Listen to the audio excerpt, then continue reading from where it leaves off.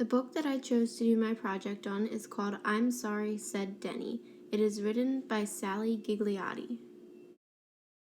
Bebe the butterfly spent most of her summer days soaring through the air enjoying the sun. She only stopped so she could play with her friends Denny, the new neighborhood deer, and Miss Bouncy, the bunny who had lived in the same meadow since she was a baby. Denny had moved into the same meadow as Miss Bouncy this past spring. Today was just like the others for Bebe the butterfly. She woke up, went to the daffodil across the street for a bite to eat, and then was off to visit her friends. It was the same as yesterday until she rounded the trees to the meadow. What she saw was a terrible sight. Miss Bouncy was hopping and jumping around as if something had really upset her. Then Baby the butterfly saw that Denny the deer had his back turned and he was eating the only patch of green grass left in the meadow.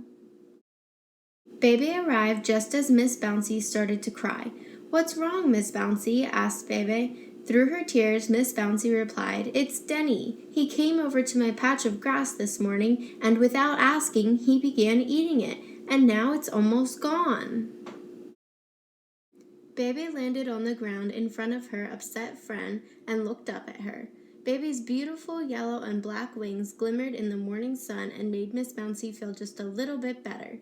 But she still had no breakfast because Denny was eating all of it.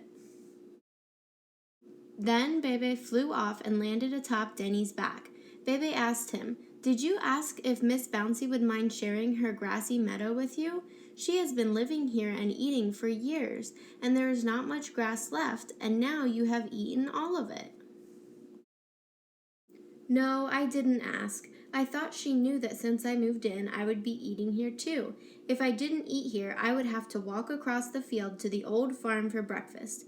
I didn't think Miss Bouncy would mind," responded Denny as he bent down for another mouthful of grass. Bebe remembered how she felt when her feelings were hurt and started to feel sad for Miss Bouncy. Bebe sat and thought about what Denny could do to make his friend feel better. "Aha!" she yelled. She had an idea. She quickly spread her wings and flew down to the ground so she could be face to face with Denny. He looked at her, clearly sad that he had hurt his friend's feelings. Bebe quickly told him her idea. She said, "All you have to do is say you are sorry for eating her grass. That way she will know that you did not mean to hurt her feelings." Denny thought that was a great idea. He quickly ran over to the tree where Miss Bouncy was still sitting and sobbing. He lay down beside her so she could see his face. He looked straight at his bunny friend and said, "I'm sorry. I didn't mean to hurt you. It's my fault that you don't have breakfast because I ate all the grass." Miss Bouncy looked up with a sparkle in her eyes, feeling happy at what her friend had just said. "It's okay," she said, "but now we don't have any grass to eat until it grows back." "I have an idea," said Denny as he stood up. "I can go to the farm to get us food until our grassy meadow grows back. It won't take long, and it's the least I can do since I ate all of the grass." Miss Bouncy smiled and began to hop around the tree. "That sounds great," she exclaimed. "Then we will both have food." With that, Denny walked off to go get his first load of food for him and his good friend Miss Bouncy. Baby landed on his back as he started on his journey. "See how apologizing fixed everything? Now we are all friends again. After you finish bringing the food over, we can all play this afternoon," said Bebe. Denny looked up at his fluttery friend, smiled, and said, "I can't wait." I chose to do my project on this book because I think that the lesson that it tells children is a great one.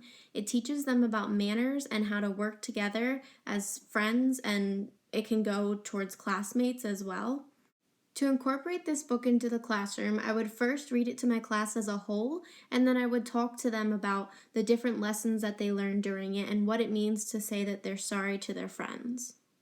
Another reason that I chose this book was for community outreach and involvement. I personally know the author, so I thought that it would be a great idea to invite her into my classroom or even make it a school-wide event and have her speak to the rest of the classrooms.